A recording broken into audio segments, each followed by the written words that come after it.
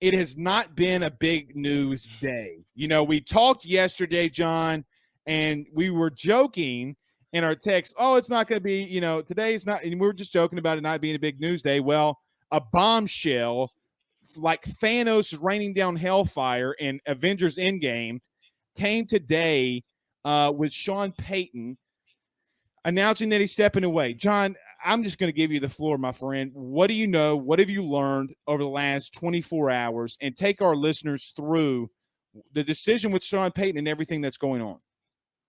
Yeah, I mean, I guess I'll just start at the 90-minute press conference I was at this afternoon, and that was just interesting. It was kind of a somber thing. And look, it's something that Sean was wrestling with, it seemed like, since going back to training camp, and it really didn't start to come to light until the last week of the season. And then he's kind of getting into this mode where figuring out retirement. And then he talks it over with Gail Benson. Gail says, hey, take some time off, as much time as you need, spend some time in Cabo, gets his batteries recharged, if you will. And then obviously he came to a decision. He was at the facility on Monday, talked to Mickey and them, and then just really, I mean, he talked to Drew Brees last night too for a link. And so he kind of knew what direction it was going for sure. But look, it's interesting. I'll just say that the timing of this is, you got the Senior Bowl next week. You've got a lot of questions that you were coming into this season already. If, we know, hey, get better at quarterback, get better at wide receiver, and you feel like you have a good run if you can keep some of these defensive pieces together. But now that's not the case. And, Sean, here's what we'll say, or here's what I'll say. He's not coaching anywhere in 2022 because the Saints have the rights to him. So anybody after that are still going to have to get those rights to Sean Payton. So it's going to require some compensation. So he might do TV outlet. He said today, and again, he's been as honest today as he ever. So he said nobody's approached him about TV. So he sees all the stuff that's going on, but absolutely nobody has approached him, according to him. So very somber moment, very shocking moment for sure. And man, it's a new era. I thought the Drew Brees stuff last year was crazy as it is, but now no Sean Payton. Only Malcolm Jenkins remains now. Well, John, the interesting part here is, and look, Louisiana fans, when it comes to a sports aspect, that I don't want to put you on the spot, but I think it's a relative question. Obviously, the Dallas Cowboys gets thrown out there, the rights and getting bought like you talked about. But, John, is this going to be a really bad look if in a year or two he winds up being the next head coach for the Dallas Cowboys or someone in the NFC? Because, John, let's be honest. I mean, this state has seen Nick Saban. We've seen others go and do it and be a part of other either teams or that's in a conference or in the same division. John, what is your feel around the Saints fan base right now? I mean, look, the Drew Brees thing, it was coming to an end. I mean, he can't play forever. So we kind of always knew that. But the Sean Payton news coming out of left field, what is your thumb telling you about the Saints fan base today about this news too? Yeah, I mean, it's devastation, right? I mean, it's a security blanket. Nobody expected Sean to go. And I mean, again, even look at, I remember distinctly when they hit those 7 and 9 years defending Sean and saying that, look, he's the best chance they have to win, because some people were calling for his head then. But look, I think with this, you got to take the Dallas stuff with a grain of salt, because I get the feelings about it and more things are coming about how realistic that could be. But the problem is that I have with it is Jerry Jones has his hand in the pot, and Sean's been a guy where he came to New Orleans. He's had complete and total control of everything. He's had free reign. Right. Gail and Tom Benson said, all right, cool. And then Mickey's like, what do you need? It's the type of thing is he's had control over this entire situation since he got here. I don't think he's going to get the same thing in Dallas, regardless of what Jerry paints in the sky or anything like that.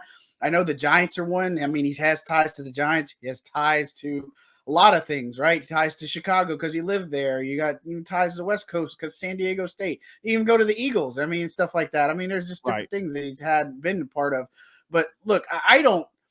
If he was to go and coach somewhere like Dallas in 2023, that would be very hard, I think, for some of the fans to accept for sure. Because again, like you said, Saban going and look, I mean, I've got LSU right underneath here. So it's like, I understand that argument, right? I understand. I'm like, oh God, if he would have just stayed and, all this other stuff. But man, I think we're still a long ways off. And I legitimately, when he said everything, I think he's really going to try to focus on some family issues and or not issues, but focus on his family and just really try to recharge his batteries. And maybe a TV network is going to throw some crazy deal at him just to try to get him on.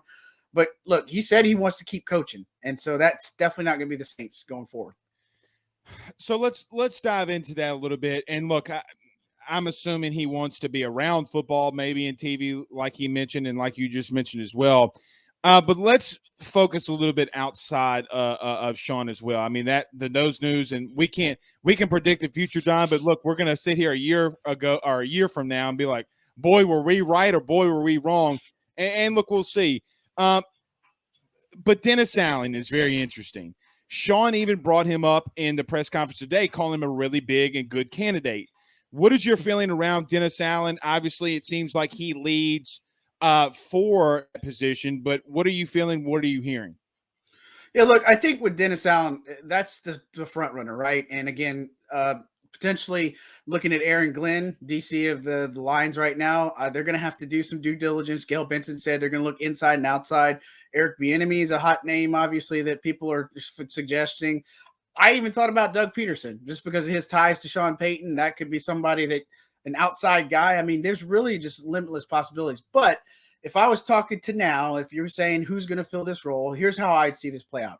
Dennis Allen would take the head coaching job, frees up the DC spot. You put Ryan Nielsen or Chris Richard in that position because Chris Richard's getting interest from the Steelers and now the Ravens for their DC spot. So you can keep him. Pete Carmichael calls the plays. Then maybe you say Mickey Loomis takes more of a presidential role in the team, and that opens up Jeff Ireland to take the GM spot. I mean, I could see this potentially playing out that way.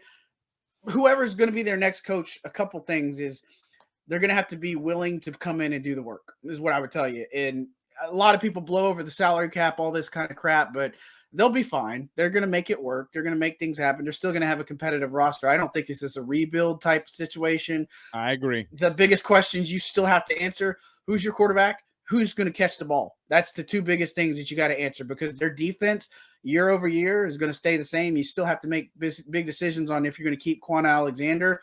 And then what are you going to do with Marcus Williams? Because you could franchise tag him and still keep him, but I know they want to try to get some type of long-term deal done. PJ Williams is another guy. I mean, he's played his way to get a better contract instead of these year-to-year deals that he's been on. So offensive side of the ball, a lot of question marks there. You still have some good core, good nucleus. And if they can get powered by that defense, I mean, I feel confident in Pete Carmichael's ability to call plays. I just don't know what they do at the quarterback spot. And I think that's the bigger question for me is if you see this play out, it's got to be DA. Everybody else gets promoted in-house, and then you start making everything else work.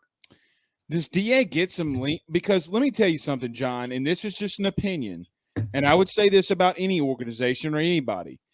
Let's just say hypothetically the Chicago Bears want Dennis Allen for whatever reason. I don't think that they do, but let's just say hypothetically. Why would Dennis Allen want to take the Saints head coaching job if they're going to tell him, hey, this has got to be your offensive coordinator, these two guys need to be your defensive coordinator, this guy needs to go here, this guy needs to go there? I mean, John, it seems like he's just a title at that point. Maybe he makes some calls on fourth down. Maybe he does some different things. But do you see a scenario where maybe Pete Carmichael is, I don't want to say fired or let go or whatever, but do you think that he would have some autonomy to bring his own pieces in here and bring maybe his own coordinators in here? I mean, it's very possible. I think that when you look at it, you got to remember when Dennis joined the team, or rejoined the team, rather, he came on as a senior defensive assistant to Rob Ryan. And then Rob Ryan got the boot, and then he ended up coming into DC. And I think he's handpicked a lot of these coaches to work with, too. He's had a say in it. And look, I think that's some of the desirable traits, that if he does get a head coaching job, he can kind of pick his staff. But I feel like the work's kind of done for him. He just has to come in and lead a team and be able to have some say here. And look, again, it's no discredit to anybody else that's on the roster. They've got a lot of up and coming staffers, and they're going to keep working through that. But, I could tell you his interview with Chicago got nixed today because of everything that happened with Sean. So maybe they pick that back up, maybe not, because now it seems like, with everything that's happened in New Orleans, they're going to have to scramble because now you're behind the 8 ball. You're going to have a new coach, which means you're going to start your offseason program 1 week early, in the grand scheme of things. But you also got the Senior Bowl again behind you, and that's a prime place where Saints find talent. They found Trey Hendrickson, Zach Bond, Ian Book, not the best examples maybe in some of those. Adam Troutman's another one. I mean, there's tons of those players that they found at the Senior Bowl in years past, and that's where their attention has to go to. They got to look at this stuff in-house. But now for me, I think Dennis would come in and they'd probably at least operate a year with the staff and then say, okay, if there's somebody that doesn't work out or you butt heads, maybe you can make the change and go different directions if you want to. Is Jameis Winston going to return now because of this? Well, I'll tell you this, they're not going to be in the running for Russell Wilson. I'd be really surprised for that. Right. I think before Sean was staying, but I think it takes him out of the running for a lot of those marquee quarterbacks. And again, it still could happen, but now you're in a space where re-signing Jameis makes sense. Does that give you the best chance to win? I think it'll give you some good chances, but I mean, we've seen in the playoffs, Pat Mahomes lightening up, Josh Allen. I mean, these are franchise killer elite quarterbacks that are making a big difference. So maybe they have a stopgap in the middle there. And again, I say this loosely without saying a whole bunch, but I'm not saying trade for like Derek Carr or any of these other guys that might be up at Jimmy G, but what if you have Matt Ryan for a year? I'm just saying, what if you have him as a stopgap before you decide? Or do they go untraditional and say, hey, it's Kenny Pickett, guy from Pitt, who comes in and we're just going to roll with a rookie, and that's how it's going to be? Because I'll tell you, Taysom Hill, that Liz Frank surgery, I don't know if he's going to be ready for week 1. Jameis, I wasn't sure, but I've seen his rehab, and obviously you got to remember his MCL damage wasn't requiring surgery. It's just the ACL injury, and he's looking fantastic. So other things about this is other parts and pieces. The Steelers need a quarterback. There's going to be a lot of teams out there that are still going to need a quarterback. Hell, the Bucks are going to probably need one if Tom decides to hang it up. I mean, there's going to be other teams that are interested in it. And look, I say all this that you have the capital to go after somebody. And so it's got to be a thing where the front office and the coach got to be on the same page, because you can part with your next 2 years worth of first rounders, this year's and next year's, to go get an elite quarterback and be okay with it. Because look at the draft history. You got Payton Turner and Cesar Ruiz. That's not setting the world on fire by any standard. So I think you can be okay without getting those 2 first-round picks. But again, it's an interesting direction. And honestly, I don't know where they're going to go. I could give you some scenarios. If it was Sean there, I could tell you. But now with somebody we don't know, there's no telling. I don't think they're going to strip it down, trade guys like Lattimore, Kamara. That seems foolish. I don't think this is a thing where you just say, well, we had a good run and we just strip it down. There's still a lot of great talent in this locker room to be able to put together a contender. They just got a couple of spots on the offensive side of the ball to fix. John, a couple more, and I'll get you out of here. The last one, I promise, will be a little humorous, and we'll have a laugh and a good old time. And I don't know how to ask this, John, outside of just kind of coming out here and asking it. What's up with Pete Carmichael in this, right? Meaning he's been with Sean since Adam and Eve. He's been there from the beginning. He hasn't really interviewed too many places for other offensive coordinator spots and or being a head coach. John, and maybe Pete Carmichael's a bad case, but do you see a big part of maybe what Sean Payton brought in leaving with him out the door? And I know I've kind of asked that, but I mean, you look at the Saints offense, you look at maybe they're not as innovative as some other offenses. You look at Josh Allen, you look at the Kansas City game, you look at Joe Burrow. It seems as if those big games are really innovative offenses. What's up with Pete Carmichael? Do you think that he also steps away, or do you think that this is his time to shine? I think it's his time to shine. I mean, he's been there for a long time. I think he's adopted. He's learned a long time of behind Payton, and he's smart. He's capable. I don't think the Bucks game was indicative of what he has to offer as a play caller, but I think he's in the spotlight. I don't think this is a situation where you just, again, say, let's go through assistants and just scrap it down or anything like that. But I think they're going to get a chance. They're going to get a fair shot with him. And before they say, let's go move on. And, again, guys like Joe Brady, you wonder what happened with him. Does he come back into some capacity now that, things have changed up a little bit? What do you do with some of these that have been linked around to the Saints and stuff? And so, again, I think when you look at it, it's going to depend on who gets a quarterback, because I think you need some fresh perspective here. I think Pete can do it. But, again, for me to say that he would be, I'm just going to leave on this. No, I think you'd have to be let go or fired if they decided to go in a different direction. Because, very well, guys have talked about Eric Bieniemy. I mean, he's an offensive minded coach. He would call the plays essentially. And so, I mean, I know he could work well with somebody like a Pete Carmichael, but, again, you just kind of run that risk that whoever you take, if it's Dennis, it's more of, okay, well, he's got a handle on the defense. Pete takes care of the offense, and then that's where it's going to be.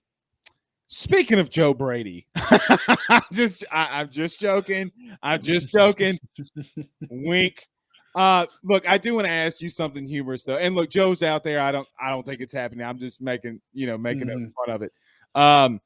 Will the Saints start drafting LSU players now that Sean's out the building? I mean, that is the $1 million question, John. I mean, I'm thinking up all day long. I make the tweet, it goes viral, and all this kind of shit about the Saints are actually going to draft LSU players now.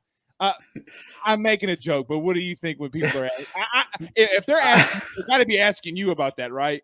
Yeah.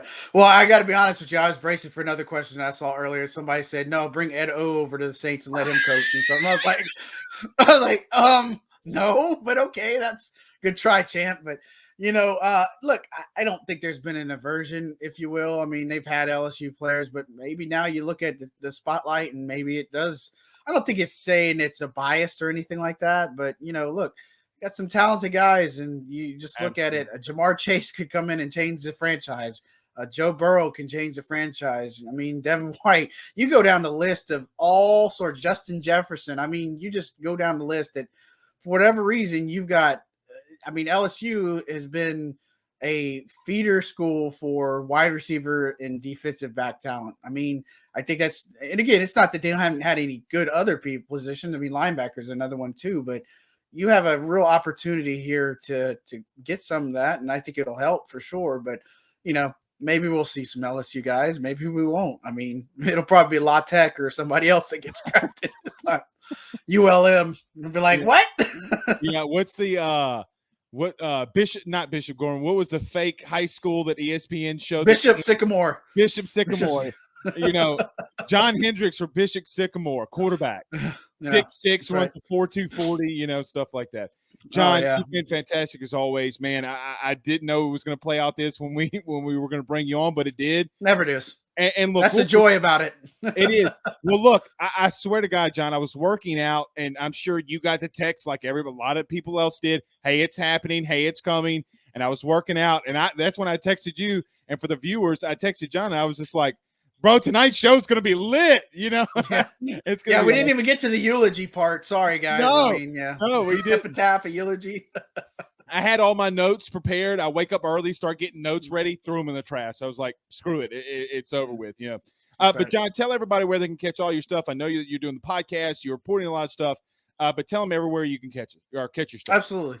Yep, just go. Easiest way I can tell you is Saints.media to keep up with all our Saints News Network coverage. Follow me on Twitter at John J. Hendrix. It's Hendrix just like Jimmy with the IX. And then, just drop me a line. I'm always good for an interaction and fun stuff. But, it's going to be an interesting season. Today was nuts, and tomorrow will be even more nuts. And so the real fun is when the offseason starts, I feel like, because when the season's here, I mean, it's just a matter of going here, doing that, and then doing the normal thing. But the offseason is really when the work happens. Perfect gift placement by you when the announcement came. Perfect. I got to give you that. Tommy Lee Lewis. I mean, it's only fitting. Right. All right, brother. We'll see you again soon. We'll bring you on shortly, and have a good night, my man. All right, guys. Y'all have a good one. Thanks.